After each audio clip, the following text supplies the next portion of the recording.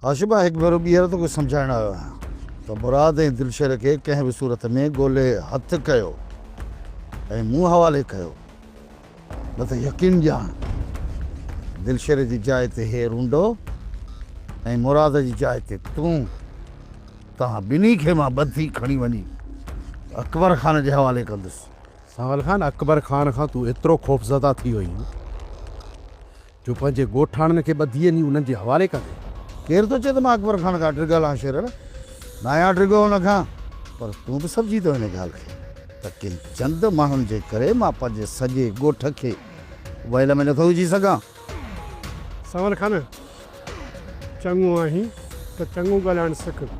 ॻोठ जे महज़ब माण्हुनि जे मथां शैतानगिरीअ जा इल्ज़ाम हणण तोखे सुवनि नथा। सावल खान, चलो हर्षम खान, मूं पंहिंजा लफ़्ज़ वापसि वरिता। हाणे तूं मूंखे ॿुधाए, तूं चङो बि आहीं, ॾींदे सां खणी मिलंदी त दिलशर ऐं मुराद इन ॾोह में शामिल न आहिनि? बाबा चयो न, हुननि खां पुछा ॻाछा कंदासीं, मथो ई चटे। अरे ॾे रूंडा, तो इहो छा चयो त हुननि खां पुछा कंदे?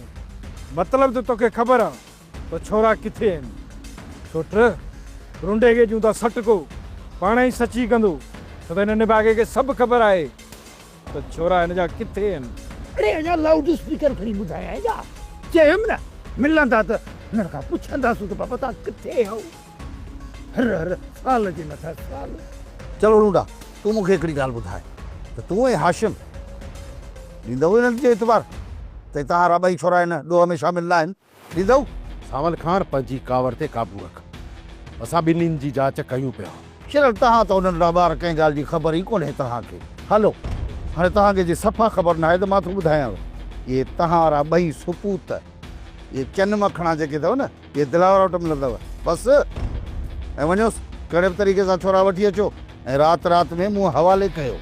थी सघे थो त पोइ खणी मां ॿिन्ही जी जान बि बचाए सघां, पर जेकॾहिं ईअं नथा कयो त मूंखे कसम आहे पंहिंजी इज़त जो, मां उन्हनि ॿिन्ही जा लाश खणी अकबर ख़ान वटि पहुचाईंदोसांव। छो त खारे पाणी जा खूह ऐं मुनाफ़िक़नि जा रूह कॾहिं बि मिठा न आहिनि थींदा। अचो वारस, अचो इधर।